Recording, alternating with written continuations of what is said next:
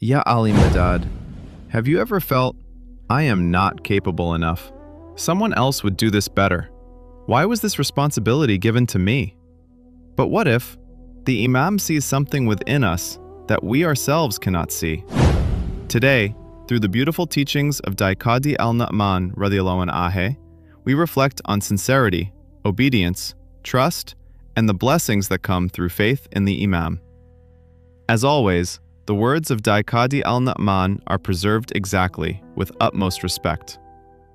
Dai Qadi al-Nu'man writes, "If any of the followers of the Imam finds himself unfit for the job which is offered to him by the Imam, and yet he intends to accept it to improve his worldly prospects, and hides his deficiency from the Imam, does an act of treachery to God, to Prophet, and his wasi.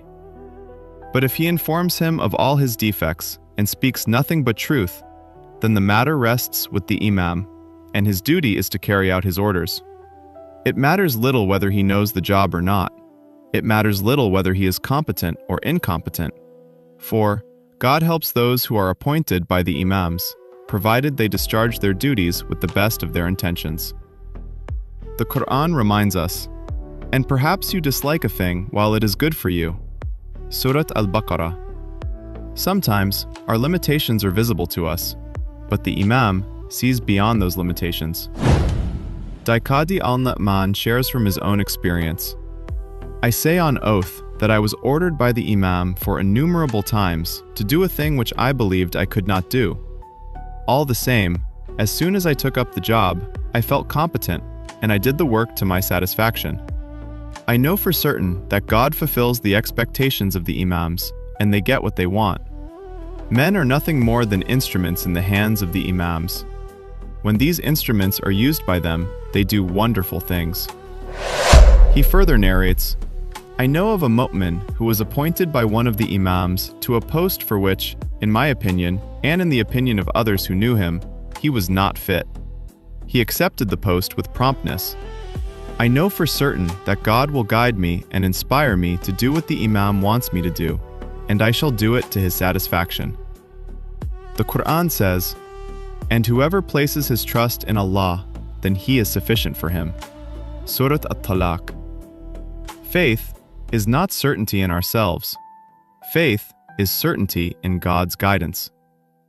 Dai Qadi al-Nu'man continues, "I realized for myself that after all, God came to his help and relieved him of the job which I was afraid he would make a mess of.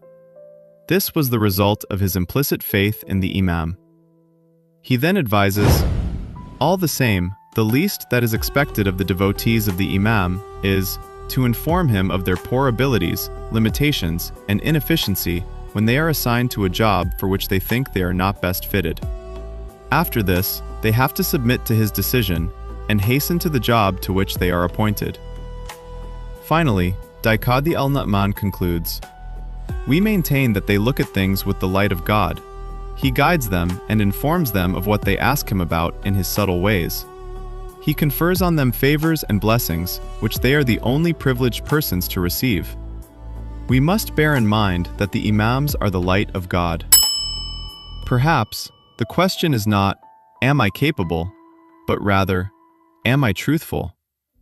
Have I informed the Imam of my limitations? Have I submitted to his decision?